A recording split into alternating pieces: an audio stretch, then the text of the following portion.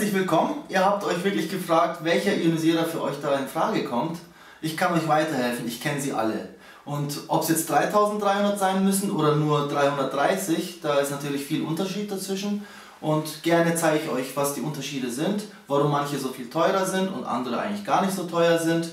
Und dann habt ihr einfach mal einen Durchblick. Dieses Video ist eigentlich nur das Ziel, dass ihr Interesse habt und euch praktisch von hier meiner kleinen Wasserwerkstatt hier überzeugt. Diese Wasserstelle hier, die gibt es schon seit über 25 Jahren, 1987 gegründet von Wilfried Hacheney, und ich bin jetzt schon seit 6 Jahren hier drin, seit 4 Jahren mache ich Wasserionisierer, habe ungefähr die meisten Ionisierer in Deutschland wirklich getestet. Ich habe da nicht wie ein Otto-Normalverbraucher den Wasserionisierer jeden Tag ein bisschen genutzt, sondern ich habe dann richtig Extremtests gemacht, wo ich dann den Ionisierer laufen lasse, bei der stärksten Stufe, bei dem niedrigsten Durchfluss und dann gehe.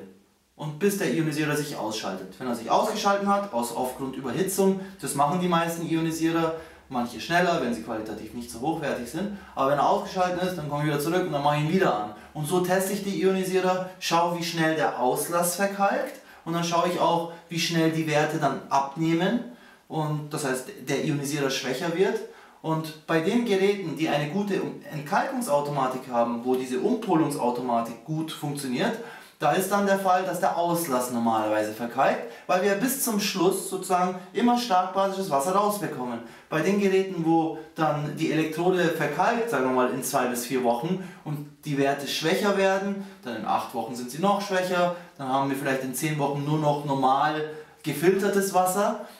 Natürlich verkalkt dann der Auslass nicht mehr, weil warum soll er denn zuwachsen, wenn das Wasser nicht unbedingt kalkhaltiger ist?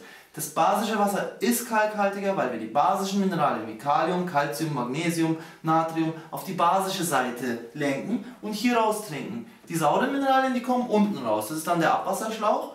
Da ist dann ein bisschen weniger Kalk drin. Natürlich ist es jetzt nicht ein zu kalkhaltiges Wasser, weil Kalk kann sich nicht im Wasser so sehr lösen, dass dann beliebig viel lösen. Irgendwo ist eine Grenze erreicht, dann fällt der Kalk aus. Das sieht dann ein basisch Wassertrinker typischerweise in den Flaschen, in den Gläsern, wo er das Wasser aufbewahrt oder trinkt.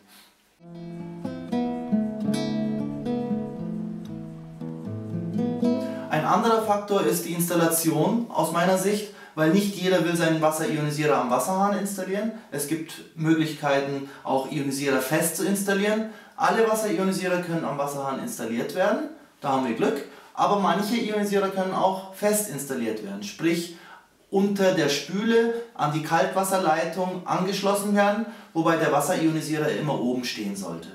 Aus meiner Sicht ist natürlich die optische Sache auch wichtig. Wenn Ihre Frau oder Ihr Ehemann sagt, nee, so ein Ding kommt mir nicht in die Küche, nicht auf die Spüle, oder es ist zu hässlich. Also mittlerweile gibt es schon hübschere Ionisierer, das sind jetzt aus meiner Sicht die hübschesten, aber wir können auch so einen Wasserionisierer Untertisch installieren, und da muss ich sagen, da habe ich mich echt verliebt in den Dion Special. Wenn wir wollen, können wir da sozusagen im Nachhinein auch einen Bedienhahn installieren, den Ionisierer Untertisch verpacken, und dann kann man am Bedienhahn schön seine Stufen einstellen und hat eigentlich nur noch einen zweiten Zusatzhahn in der Spüle stehen. Da muss ich sagen, alle anderen Wasserionisierer können da nicht mithalten. Es gibt schon Wasserionisierer, die nur für Untertisch gemacht sind, aber die kann man dann auch nicht über Tisch nutzen. Beim Special, wenn der dann unter Tisch installiert ist und Sie sagen, ach, ich gehe jetzt in Urlaub, was machen Sie? Sie stecken den kurz ab und haben trotzdem den Display, die Sensortasten alle am Gerät dran. Bei den typischen Untertisch-Ionisierern, die können Sie nur Untertisch mit dem Spezialhahn nutzen. Das ist praktisch ein konvertierbarer Wasserionisierer. Deswegen nenne ich den Dion Special Cabrio.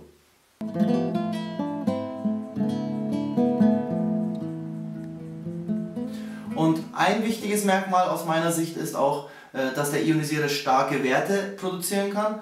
Der Nachteil bei vielen Ionisierern ist, dass wenn das Wasser sehr kalkhaltig ist, dass pH 9 vielleicht erreicht wird, wenn er gerade ganz neu ist, aber irgendwie schaffen die meisten dann nicht die höchsten Werte, die manchmal notwendig sind. pH 9 trinken wir, das ist okay, aber wenn wir mal die Flasche abfüllen wollen und das Wasser mitnehmen wollen, dann sollte man lieber pH 9,5, 10 abfüllen, weil es ja sowieso dann nach ein paar Stunden wieder auf pH 9 und weiter drunter runterkommen wird. Jetzt gehe ich ein bisschen tiefer auf die Leistung ein. Alle Ionisierer haben normalerweise 5 Elektroden, sprich wir arbeiten hier mit galvanischem Strom hier, das Wasser fließt an den Elektroden vorbei, am Plus- und Minuspol, und die meisten haben dann 5 solcher Elektroden. Jetzt gibt es welche, die haben sogar 7 Elektroden. Jetzt gibt es auch welche, die haben 9 Elektroden. Nur die Elektroden machen die Gesamtstärke nicht aus. Das hängt auch davon ab, welche Membrane zwischen den Elektroden drin ist. Ob diese Membran mit der Zeit dann sozusagen seine Fähigkeit verliert, Mineralien durchzulassen.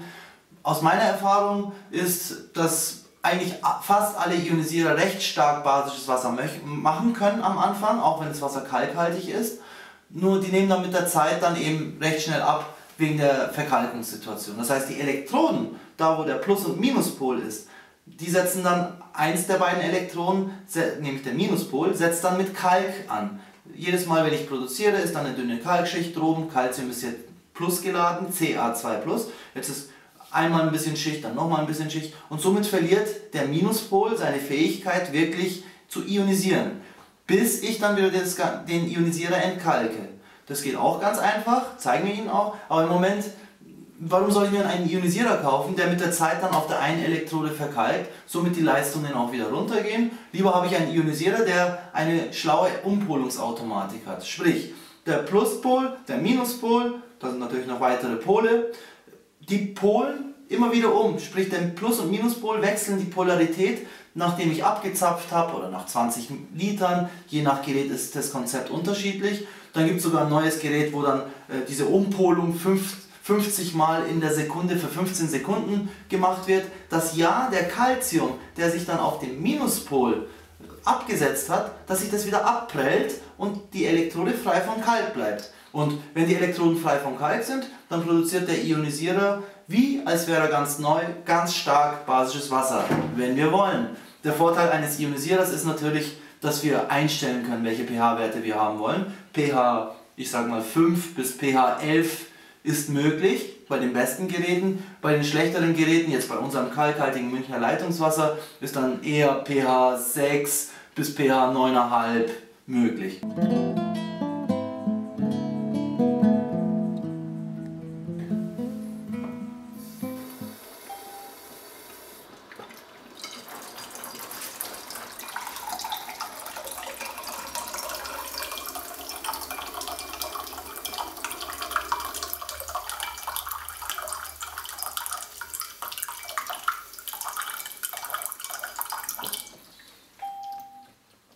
Wenn wir jetzt aber nicht Einfluss auf den Durchfluss nehmen können, weil das Gerät selber keinen Durchflussdrehregler hat, viele Geräte haben gar kein Ventil oder Regler, dann hängen Sie davon ab, wenn Sie es am Wasserhahn installiert haben, und die meisten Geräte sind am Wasserhahn zu installieren, dass wenn Sie Ihren Wasserhahn aufmachen, das Ganze entweder zu schnell oder zu langsam durch den Ionisierer fließt. Da müssen Sie jetzt dann ungefähr den richtigen Durchfluss, der liegt circa bei 2 Liter pro Minute, per Wasserhahn einstellen. Und das ist eigentlich eine recht nervige Sache, vor allem jedes Mal, wenn wir das Wasser abzapfen wollen aus dem Ionisierer. Das Schöne ist beim Durchflussdrehregler, da haben Sie einmalig den Durchfluss justiert, machen sich keine Gedanken mehr, machen Wasser in den Ionisierer rein, über Ihren Wasserhahn, über den Umlenkventil, und schon startet der, weil er Wasser bekommen hat und hat auch noch den richtigen Durchfluss. Denn wenn der Durchfluss zu langsam ist, dann werden Sie stärkere Werte bekommen, wie wenn das Wasser durchrauscht. Da werden wir eigentlich gar keine Werte mehr erhalten, weil es einfach zu schnell war. Weil kaum ein Ionisierer hat so viel Leistung, dass da wirklich sehr hohe pH-Werte geschaffen werden, wenn das Wasser mit 3 Liter pro Minute durch den Ionisierer durchsaust. Deswegen ist einer meiner wichtigsten Themen dieser Drehregler, den mag ich ganz besonders gern. Warum soll ich nicht den Durchfluss einstellbar haben am Gerät, wenn es sowas gibt? Warum sollte ich darauf verzichten? Das ist eine Funktion zusätzlich. Deswegen mache ich die Geräte mit den Drehreglern sehr gerne.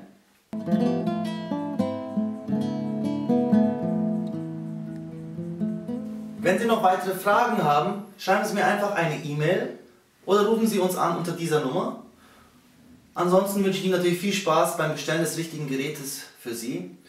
Eins noch oben drauf, wichtig, wir haben eine Zufriedenheitsgarantie von 6 Monaten. Warum haben wir diese Zufriedenheitsgarantie? Aus eigener Praxis und aus der Praxis von den Kunden weiß ich, dass es wirklich bis zu 6 Monaten dauern kann, bis sie so richtig von so einem Wasserionisierer überzeugt sind.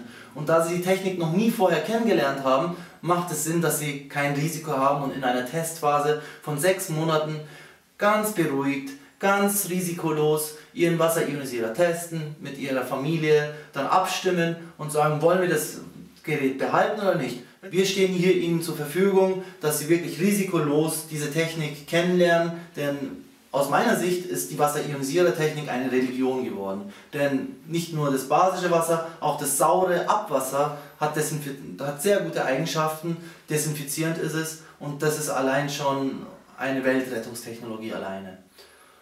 Deswegen probieren Sie es einfach mal selber am eigenen Leibe aus, lassen Sie die Familie entscheiden. Ich kann Ihnen nur sagen, nicht umsonst habe ich mich für diese Wasserionisierertechnik so sehr eingesetzt. Es gibt so viele verschiedene andere Wasseraufbereitungstechniken, aber ich kann Ihnen sagen, in Korea, in Japan, in China auch, es gibt wirklich tausende verschiedene Wasserionisierermodelle. So viele verschiedene Modelle gibt es bei keiner anderen Wasseraufbereitungstechnik. Ich war selber in Korea. Die Umkehrosmose-Anlagentechnik, die gibt es da gar nicht mehr. Keiner stellt es her. Sie wurde verdrängt durch die Wasserionisierer. Und das ist unser Ziel hier in Deutschland. Wir wollen keine Umkehrosmose mehr, sondern wir wollen nur noch ganz normal gefiltertes, am besten doppelt gefiltertes Wasser durch so einen Wasserionisierer, elektrisch aufgeladen, basisch, antioxidativ, hexagonal, sauber, zellgängig, entsäuernd und. Probieren Sie es einfach selber aus. Ich kann Ihnen nur versprechen, es wird Ihr ganzes Leben verändern.